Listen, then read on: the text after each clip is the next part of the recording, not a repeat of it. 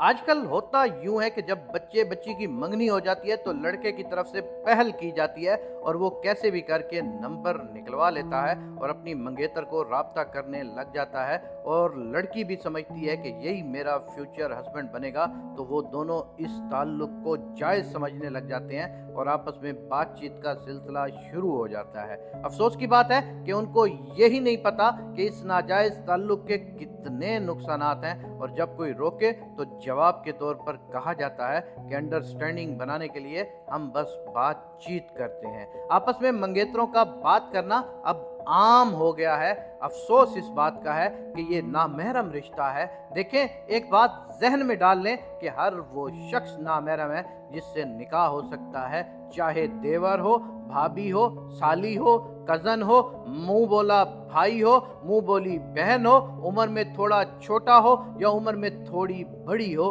मंगेतर हो या घर में मौजूद मुलाजिम हो। जब तक निकाह ना हो जाए बात करना नाजायज़ है, गुनाह है और इसके बेहद नुकसानात हैं। एक बोल अक्सर बोला जाता है कि क्या तुम ऐसे इंसान के साथ पूरी जिंदगी गुजारोगे जिसके बारे में तुम कुछ जानते तक नहीं। देखिए मेरे भाई बहनों, आप काफरों, यहूदियों या कुछ दीन से दूर लोगों को देख लें, उनमें पहले दोस्ती होती है, जिस्मानी ताल्लुकात बनते हैं, मुलाकातें होती हैं, और अगर 5-10 साल सही गुजर जाए तब जाकर वो आपस में शादी करते हैं और उनकी शादियां नाकाम रहती हैं। वो अंडरस्टैंडिंग के चक्कर में एक दूसरे से बोर होकर या तंग आकर शादी ही ख़त्म कर देते हैं, क्योंकि जो निकाह में बरकतें होती हैं वो इन बरकतों को हराम तरीक़ों से पहले ही ख़त्म कर चुके होते हैं, इसलिए उनके ताल्लुकात जल्दी ख़त्म हो जाते हैं। हमारे मुसलमान मुआशरे के बच्चे बच्चियां भी अंडरस्टैंडिंग के नाम पर निकाह से पहले ताल्लुकात में आ जाते हैं, जिसकी वजह से बरकत ख़त्म हो जाती है।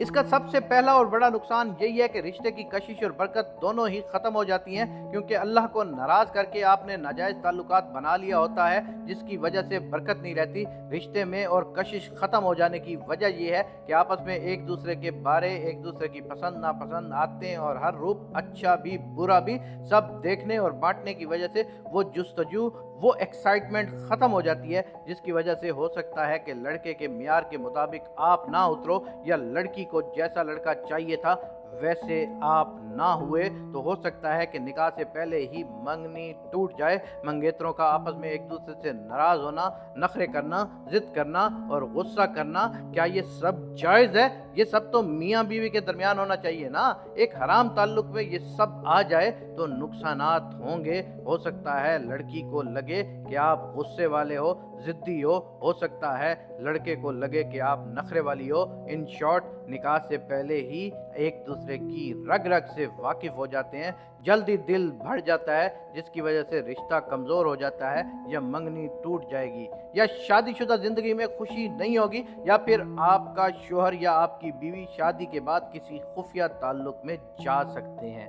एक लड़के और लड़की यूं ही मंगनी के बाद बातचीत करते रहते और रोज़ाना बातचीत का सिलसिला जारी था। जाहिर है आपस में नाराज़गियाँ भी हो जाती हैं, तो किसी बात पर इस बेवकूफ़ लड़के ने अपनी मंगेतर से नाराज़गी या गुस्से में बोल दिया कि मैं मंगनी तोड़ दूंगा। लड़की बहुत परेशान हुई, कम उम्र थी, दोनों का जहन मैच्योर नहीं था, तो लड़की ने खुदकुशी कर ली और वो हराम मौत मर गई। अगले दिन वो लड़का उसकी मैयत पे बैठा रो रहा था।